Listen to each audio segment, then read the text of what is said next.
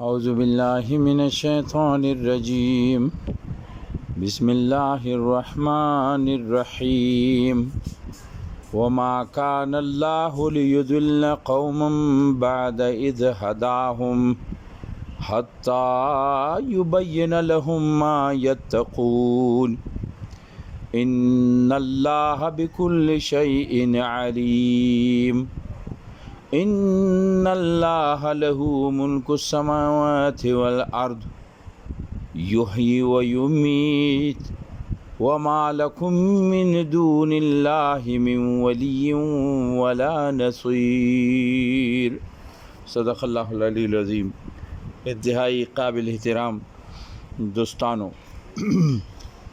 سورہ توبہ آیت نمبر 115 اور 116 مطالعہ کو.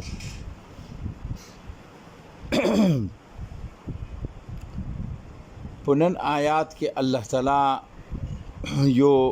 بنیادی خبر طرف ته توجہ کوي.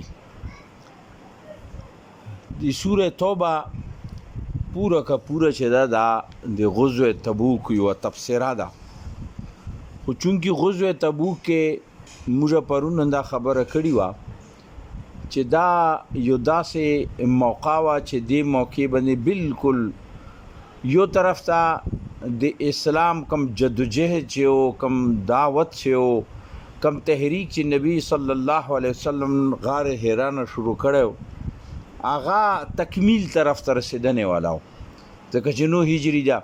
او 10 هجری کې نبی صلی الله علیه وسلم تکمیل دعوت تحریک یعنی دینی تحریک تکمیل شو،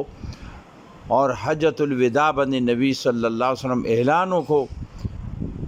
د دین د تکمیل. لہذا غزوه تبوک یعنی د غزوه تبوک موقع چې دا د آخري دور او په د دور کې دا وضح کېدونی و چې را مخلص څوک دي اور خلاف څوک دي. اسلام سره چې کوم مخلص دي هغه یو بالکل بلا جته بندي وشه، د هغه صف بندي وشلله. نو هغه هدایات دي او هغه هدایاتو کې وقتاً فوقتاً ظاهره خبره ده، دا خبره رتلی چې منافقین چې کوم هغه د دغه معاشره د دغه خندانونو دغه کورونو څوک پلارو څوک رورو څوک عزیزو. نو پرون چې کوم درس موږ کړی هغې کې دا خبره وضع شوې وه چې تاسو ته دا حق نشته چې تاسو د هغې دپاره د مغفرت دعا وکړئ. او بیا د ابراهیم علیه السلام یو مثال پیش کړو، ځکه چې قرآن کې د ابراهیم علیه السلام تذکره رسي چې هغه د پلار په حق کې دعا کړې وه. نو د هغې وجوهات صحیح چا ویلي کړي وه، هغې وعده کړې وه او هغې وعدې په مطابق کړي، خو چې کله هغه ته دا معلومه شوه چې ما پلار د الله دشمن ده او هغه ټوله زندگی په دشمنۍ کې تېره کړه، نو هغه د هغې د دعا نه دستبردار شو. او خو بیا ورسره دا شیلو چې هغه ویلي و چې هغه یو طرف ته نرم دل و، نرم مزاج و، همدرد و، محبت کرنے والا و، کونے والا و، او بل طرف ته هغه حلیم و. اگر چې پلار یې ډېر بد کړي و، وطن نه یې ایستلی و، کور نه یې ایستلی و، هر طریقې سره، لیکن بیا هم دا د کې د مزاج چې هغه د په خپل کنټرول کې یعنی حلیم و. حلیم هغې ته یی چې هغه غصه نه کوله، او بیا هم هغه پلار په حق کې یا د هغه چا په حق کې چې څوک چې جهنم ته روان دی هغه په حق کې په زندګۍ کې د هغه دعا وه. نو دغسې زندګۍ کې خو دعا کولی شي خو مرګ د بعد نه شي کولی. اوس الله تعالی فرمایي وما کان الله لیضل، د الله دا طریقه نه ده لیضل قوما بعد اذ هداهم، یعنی هدایت بعد یو هدایت میلاو شي بیا هغې د بعد یو څوک ګمراهی کې واچوي. اچھا دې کې او قرآن کې نورو ځایونو کې الله تعالی دا خبرې رسي چې یاره زه چې څوک غواړم هدایت ورکړم، څوک چې غواړم هغه ته ګمراهي باندې روان کړم. بیا دې سره یو سوال پیدا کېږي انساني ذهن کې چې یاره چې بې ګمراهي دی الله طرف نه ده، هدایت هم دی الله طرف نه ده، نو بیا خو انسان خطاکا ګناهونو یا د خطاګانو ذمہ دار نشللو. نو دلته الله تعالی فرمایي وما کان الله لیضل، دی الله دا کار نه ده، الله داسې نه کوي لیضل چې هغه ګمراهي کې واچي قوم څه خلک واچي بعد ای زاده هم چې هغه ته هدایت ویر کی. اوس مخکې الله تعالی شی ویلي حتی یبین لهم ما یتقون څو پورې چې الله تعالی هغه په هغوی په مخ کې دا خبره وضیحه کړې نه وي چې تاسو ته کم شي نه ځان بچ کول پکار ده. یعنی هدایت یې وضیح کړی نه وي، احکامات یې وضیح کړي نه وي، سیده لارې ښیلي نه وي، هغه ټیم پورې الله تعالی چا باندې خپله فیصله نه نفظ کوي. اوس دلته کې د الله تعالی دا شی وضیح کیږي چې الله تعالی ذمہ داری څه ده چې هغه تا ته هدایت راوستی، یا تا ته خپل پیغمبر راوستی، هغه تا ته کتاب راوستی. نو دا کار الله تعالی د اول نه ونې سر تر اوسه پورې الله تعالی خپله ذمہ داری پوره کړې ده. اوس موږ دا ورستو درس کې دا خبره شوې وه چې الله تعالی د مرضي چې دا انسان په حواله ده، او در اصل هغه آیات کې چې ان الله اشترى من المؤمنین، الله تعالی د مرضی خبره کوي چې تا نه ما مرضی خستی ده، مال خواستې ما ده ځانې ما ده چې څټې مو واړه تا نه خستلی شم. دې کې څوک انکار هم نشي کولی، او نه دې حقیقت نه څوک انکار کولی شي. لہذا الله تعالی مرضی خستی ده. اوس دغه مرضی که چیرې ته خپله استعمالوي نو تا مخکې ته سیده لار او غلطه لارې دویړې وضح شوي دي، وضح کوي الله یایي چې زه وضح کوم حتی یبین لهم ما یتقون څو پورې چې هغه ته د نافرمانۍ هغې حدود نه وښیي چې دا د ما نافرماني ده، چېرې تاسو د دې شي نه ځان بچ کړئ څو پورې چې دا وضح شوي نه وي، هغه ټیم کې هغه زه ګمراهۍ کې نه چوم. مقصد څه ده؟ مقصد دا ده چې که چیرې یو انسان کې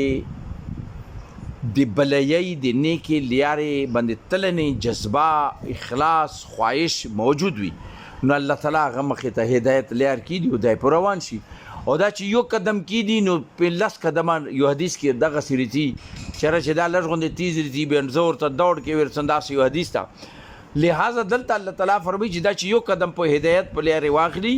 نو دته زه د لسو قدمونو روشنۍ کولاو کړم، دته لار کولاو کړم، دا نور هم مخکې ځي. څومره چې دا په دغې نیکۍ لارې باندې دا مخکې ځي د مخې ته د نیکۍ دروازې کولویږي، د نیکۍ لارې کولویږي، نیکۍ رکوټونه ختم کیږي. یعنی هر لار د رهنمایي کوي، هر حالات کې، هر موسم، هر حالات، هر وخت د رهنمایي کوي چې دا سیدې لارې باندې روان وي. او که چیرې بیا د خپله خواهش وي چېرې زه ګمراهي خلم او دا د ګمراهۍ سوچ کې وي، ګمراهۍ طرف ته رواني، نو بیا الله تعالی دلته څه قرآن کې ځای په د تذکره ده چې بیا د نه زه د هدایت لار بند کړم. کله چې د هدایت لار بند شي بیا دا په هغې ګمراهۍ کې د شیطان په حوالې شي. همدغسې یو حدیث کې نبی صلی الله علیه وسلم فرمایي چې الله تعالی فرمایي چې ما انسان سره فرشتې مقررې دي، هغه فرشتې د سره مدد کوي. کله چې دا نیکۍ لارې باندې روان وي نو هغه فرشتې د سره مدد کوي، دته لار صفه کوي، شیطان حملې نه بچ کوي. شیطان حمله چې په کوي یقینا شیطان خو په حمله کوي نو د سره د فرشتو او د هغو د نیکو هغه مدد وي، ماحول مدد وي، او دا هغه د شیطان په دباو کې نه رسي چل نه دا بچ کیږي. خو که چیرې د خپله خواهش پیدا کړي د ګمراهۍ د ګناه نو بیا څه وشي چې بیا داسې نه کوي چې بیا د سره فرشتې مدد کوي ګناه لري، بلکې فرشتې هغه د هدایت د شیطان په مقابله کې چې د کوم مدد کوي هغه ته خپل مدد واخلي. چې دا واخلي بیا دغه انسان ډېر کمزوری شي د شیطان مخې ته، بیا د شیطان مرضي وي چې دا کومه داسې کې الله تعالی چې بیا زه دا پرېږدم وشم، بیا دا زه پرېږدم بیا هغې ګمراهي باندې دا خپله روان وي بیا دا زه ته دا په خپلې په هغې غلطې لارې باندې روان وي او آخرکار نتیجه د ده طبیعي وي. دلته هغه طرف ته اشاره ده، الله فرمایي چې د الله دا کار نه ده، دا الله کار نه کوي بلکې انسان خپل خواهش ته چا ګمراهي لار خوښوي. زه خو د مخې ته هدایت لارې پوره که پوره د مخې ته کولوم زه. نو مخکې الله تعالی فرمایي چې ان الله بكل شیء علیم، یقینا چې الله هر شي باندې علیم ده. یعنی هغه ته پته لګي چې کم انسان، کم قوم، کم معاشره د نیکۍ خواهشمنده ده نو هغې ته زه د نیکۍ لارې کولم، او کومه معاشره د بدۍ خواهشمنده ده، کم انسان د بدۍ خواهش لري بس هغه ته بدۍ لارې بیا ډېرې دي، بیا خو ډېرې دي. اکثر زه یو مثال ورکوم، انسان سهار پاڅي یو مزدور هغه په دې سوچ کوي چې ته نه الله له مزدوري راولټوم، بس هغه لګیا یې وارز نه وي خو بله بیا ورته میلاو شي بس هغه حلال راوګټي. او یو انسان سپینه منصوبه جوړی چې سبا ته چا کور متونه ده سبا ته کوم ځای نغلا کوونی ده سبا ته مڅ کوونی دي لہذا هغه په تیاری باندې سملی او هغه په تیاری باندې چکشي بچ دا چکشي کوي وارز نه نو بل زغه ته موقع ملو شي ډکا واچي دا موقع هغه ته ملو شي لہذا د دوه قوتونه دي نیکی قوت او د بدای قوت دا دواړه په دغه معاشره کې موجود دي او دا دواړه باقاعده کار کوي او دوړو سره چې څوک ملګرتیا کوي به حیثیت انسان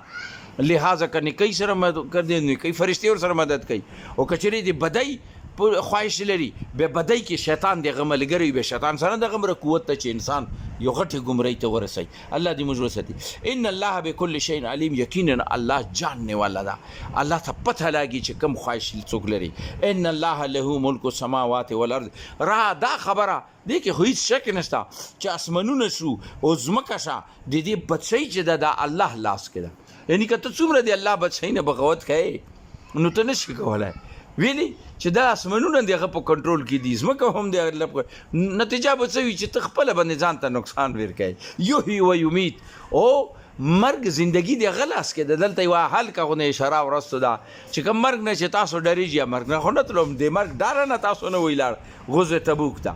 غزوه تبوک نه تاسو انکار دغه مرګ باندې کړو او تاسو انکار په دې باندې او چې چیرې دا اڅ د موږ دی الله کې تاسو نه دي زمکه دی هغه د اسمنونه دی هغه دی بد شي دی هغه په لاس کې دا دغه مرزي چې تاسو ته دیر کې دغه مرزي چې د نواخلي یحیی و یمیت هغه مرزي چې تاسو ته ژوندۍ دیر کې زندگی خوشاله دیر کې زندگی تنگ دیر کې زندگی آزاد دیر کې زندگی پریشان دیر کې دا دغه مرزي ده و یمیت عمر کم دغه په لاس کې ده نو لہذا تاسو تلای نشي غنا نو بای سوچ سمجھ کچری وینو به تاسو هغه قبول کی دیغه ته رجوع شي هغه ته ټیټ شي هغه ته سجده ولګي هغه ته ذهني تور باندې وګرځي تسلیم شي هغه مخه دا یحیی و یمیت زندگی دی غلاس کدا او مرګم دی غلاس کدا وما لکم من دون الله او الله چې تاسو پرې دي تاسو دې پر هیڅ څوک نشته بل من ولی ولا نصير نه خو څوک مددگار ستاده نه څوک مددگار ساده او نه څوک د تاسو سرپرست دی الله نه علاوه